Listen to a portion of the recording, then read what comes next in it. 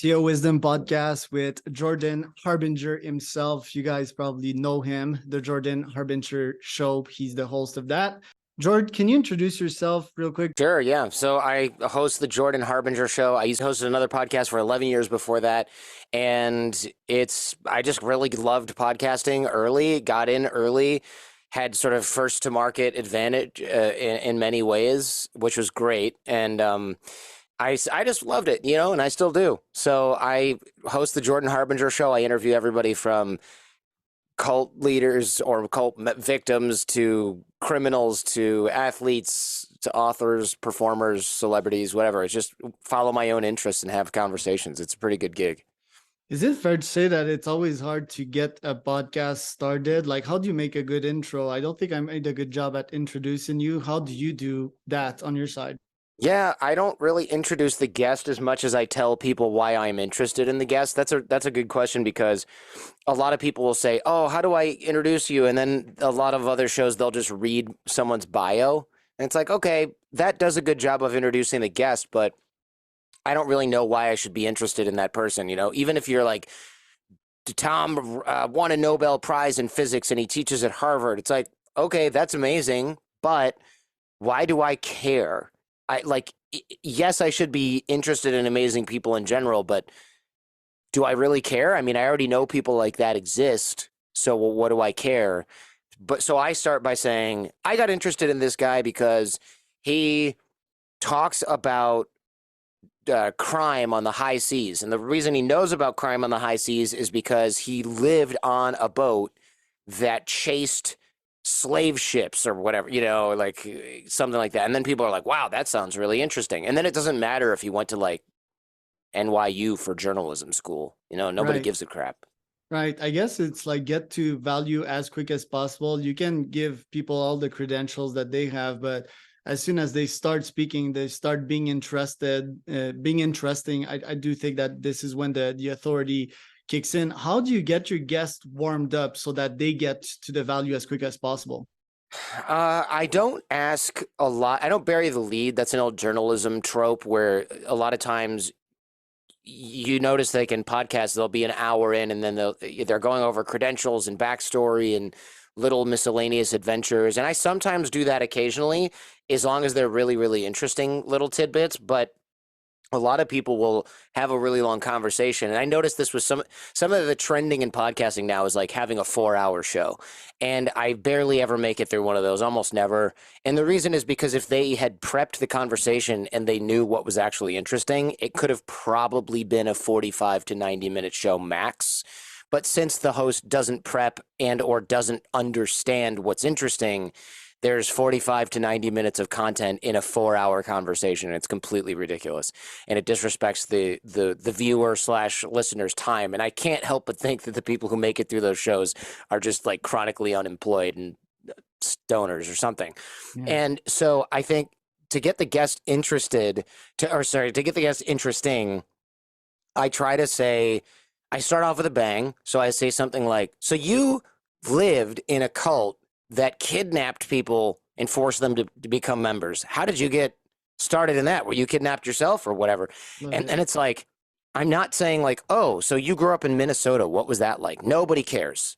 They might care after you find out that they were kidnapped, lived in a cult, joined the military, then you might care. But before that, I don't care that somebody grew up in Minnesota. Right. That's chronological. Who cares? So you have to give people a reason to care. So I start the show off with like, tell us almost like the most interesting thing about you. And then I slowly unpack it from there. All right. So for Jordan, that's somewhat easy. I'm in Oaxaca, Mexico right now. You've been kidnapped in Mexico. Tell us about that one. Yeah. So this is a long time ago. I'm 43 now, so I was 20 when this happened. But I got into a taxi. I lived in Mexico City. I lived in the hood. So I lived among a lot of kind of people that were not well off. There was no public transport. There was only these like spray painted school buses that have like a mural of Mariah Carey on the side or whatever. And you pay them like $1, 10 pesos, whatever, to go where you're going. And I saw a taxi and I was like, oh, great. I'm going out with my friends. Let me flag down this taxi. So I get in the car And I noticed that we're driving away from the center of town because Mexico City is shaped like a bowl. And if you're going down towards the bottom of the bowl, you're going towards the presidential palace, Zocalo. If you're going up higher, you're going more towards like the barrios or like Right. underdeveloped area. So you know where you're going, even if you don't know where you are in Mexico City. And this driver was driving me up instead of down. And I was like, hey, what's going on? So finally, and this is thankfully before the age of mobile phones. So I'm not scrolling Instagram distracted. I'm looking out the window. I'm like, hey, where are we going? Oh, I thought, okay, if he says there's an accident, then I know we're going around it. But and if he says there's traffic, I could see if there's traffic or not. He goes, there's traffic. I'm like, well, there's not really traffic. And I was like, well, that's a weird thing to say because that doesn't make a ton of sense. And I was like, so where are we going? How are we getting around? And he's like, oh, I'm actually going to ask for directions. And that was super suspicious, right? Because I'm going to the center of Mexico City. This is like asking to go to Times Square in New York City, and the driver says, "Let me get directions." It's like, well, hold on. You're a taxi driver. You drive here probably 50 times a day through this area. You're going to get directions? This doesn't make sense at all. So I knew something was up. And then I said, just turn around and drop me off. And he's like, no, we're almost there. And I was like, well, that's patently untrue. You know, I know we're getting further away. So I said, just let me out here. And he goes, no, we're almost there. And this was just very suspicious. And I said, look, I'll pay you. And unfortunately, when I got in, I said, hey, when we get there, I got to go to an ATM to get cash and pay you because I only have a credit card. And he was like, no problem. So he goes, I thought you said you didn't have any money. And I was like, crap, that's true. I don't have any money. I was just going to kind of bolt because I had a feeling something was weird. Or I was going to go find an ATM and then put the money in the window and not get back in the car. And I was like, he got me on that one. So I said, just take me to an ATM. And he's like, well, yeah, we'll go to an ATM. I'm just going to ask my friend for directions. Well, you pull up in front of this like really sketchy house made out of cinder block, no lighting anywhere. I'm like, this is not good. So I was in the back seat. He was in the front, obviously driving. I slid behind him and put my hand between him and the door. And he didn't know that I put my hand between him and the door. And so I said, you don't get out of the car because I thought if he goes in there, he's going to come out with like 3 dudes and they're going to get in the car or they're going to take me out of the car by force, whatever. So he goes, okay, relax. And then he sort of made this like fast shoulder charge for the door. But he was 50 something years old, sits on his ass in a cab all day. I was 20 years old. All I did was work out and eat tacos. So he had I was probably 209 pounds. He was probably like 140, 150 pounds. So he had no chance. So I grabbed him with that arm, pulled him up against the seat headrest, wrapped my other arm around the headrest, and I just squeezed my forearms over his face until he stopped breathing. And then I tried to open the door. I couldn't open the door because he had cut the lock on, and this is an old Volkswagen Beetle, so the locks, they mechanically move up and down. He had cut the lock so that when it was locked, it was underneath the door, so you couldn't grab it with your fingers and pull it up. It was just like impossible. And it had some sort of child lock mechanism or some kind of rigging so that you couldn't open the door when the door was locked. So I had to open his door, push him out, his unconscious body, crawl between the seats, get the car keys and throw them because I couldn't drive this old ass stick shift that probably had, a busted clutch or whatever. And then I ran back towards where I thought we had come from until I hit a road and tried to flag down a car, which took me a while because I was like a sweaty gringo wearing Banana Republic chinos in the middle of the, probably 9 p.m., 8 p.m. in the middle of the hood in Mexico City. Finally, somebody stops, lets me in the car after a little bit of negotiation. And I said, take me to the police. And then this guy who turned out to be a doctor was like, dude, I'm not taking you to the cops. You just told me you may be, like, how's the taxi driver? Is he alive? Is he dead? Why do you want to go to the cops? For all you know, they're going to just bring you back here to this place, or they're going to charge you with something like you should just leave Mexico City. If I was you, I would leave Mexico City. So that's what I did. I packed up all my stuff and I moved to Guadalajara and left after that. Good move. And it was just like, I was on a bus by probably 6 o'clock, 7 o'clock in the morning at that point. Oh, yeah. Yeah. I had my shit stolen in Morocco. My assistant got my phone stolen from her hands. We went to the police station afterward and nothing, and when where was it again? Marrakech or Casablanca, Morocco. So yeah, not going to the police is pretty much pointless. They're incompetent, and it's like finding a needle in a haystack.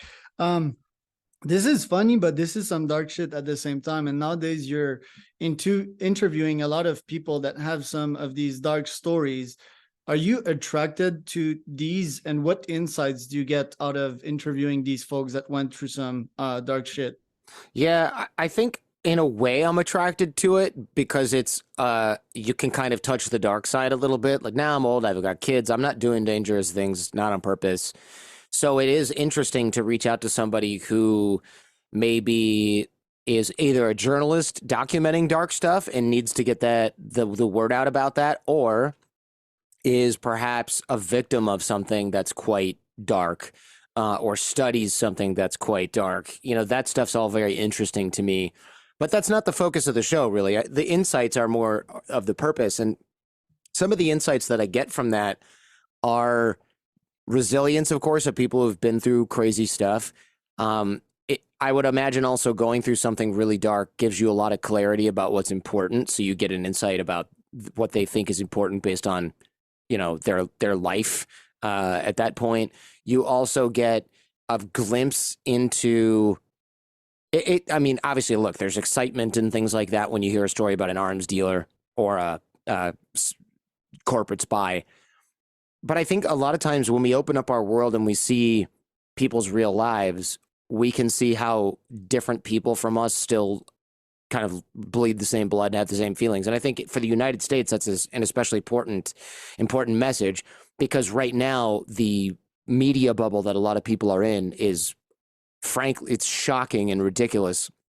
People will believe things that they're told by some turd on Twitter or YouTube, but they won't believe something that's been well documented, studied by academics or medical professionals or whatever. And so when you actually hear somebody whose lived experience is different from yours, and you know that it's true, that opens up a level of understanding where people will write in and say things like, wow, okay, initially I thought that I would never get in this situation, but now I realize it's really easy to find yourself in a cult especially when you're a kid, or it's really easy to blame such and such for this when really it's a combined failure of all these different things. Like, you get a more nuanced and 360-degree perspective on people's lives. And that's completely missing in this day and age, because you have this mini media, you have like TikTok media where the world is black and white and the Democrats are responsible for all the bad stuff, or the Republicans are responsible for all the bad stuff. And anybody who doesn't think like you is an effing moron who deserves to be, you know, rounded up and shot. And that's only a little bit of an exaggeration. You know, if you look online, you see people talk like that, and it's like, geez, man, what is happening? And part of that is because we're just getting crap news. A lot of it's bullshit and made up, and then you're getting a 15-second clip of it. So you make your judgment based on that. Few people are looking at all sides of a story. It's just not, it's harder. It requires more brain power to produce, and it requires more brain power to process. And people decided, why do that when you can polarize and get clicks? Yeah, disinformation is one of my top 5 fights also nowadays. Is it fair to say that it's one of your main fights nowadays? You've got the pod that generates some nice revenue. Is it your top mission to fight disinformation? Definitely one of my top missions. Yeah, we have a whole disinformation playlist for the Jordan Harbinger show. Cyber war that sort of dovetails into that. Disinformation is really, really people are in a prison that's so complete they don't realize they're in it with the disinformation. You know, they're watching news or reading news, and they'll say something, and you see this all the time. Whenever you disagree with somebody on social media, they'll say something like, oh, you're just a sheep. And it's like, okay, tell me where you get your information. And if you get these people talking, a lot of the people with really unhinged viewpoints who think everyone is a sheep, they literally get their news from anonymous accounts on YouTube, Twitter, TikTok. And you're just thinking, oh my God, you have no critical thinking skills whatsoever. I'm almost surprised you're a real person. But then you got to remember, holy cow, this person votes. This person talks to other people who are maybe influenced by them. It's like a cancer. Having people who are not able to discern real news or real information or credible information is very dangerous in a democracy. And so, yeah, it's a big, big problem. How much more time do you have? I have, let me see. Hold on. What's my next thing? Because we Yeah, I've got like 1 minute, but we can do like one more question. Why not? Yeah. Okay. Well, last question. I think these folks, yeah, like their opinions start from the education that they had early on in their lives, and then Mhm. whatever points kind of fits in their puzzle piece they kind of acquired, feels good, dopamine release.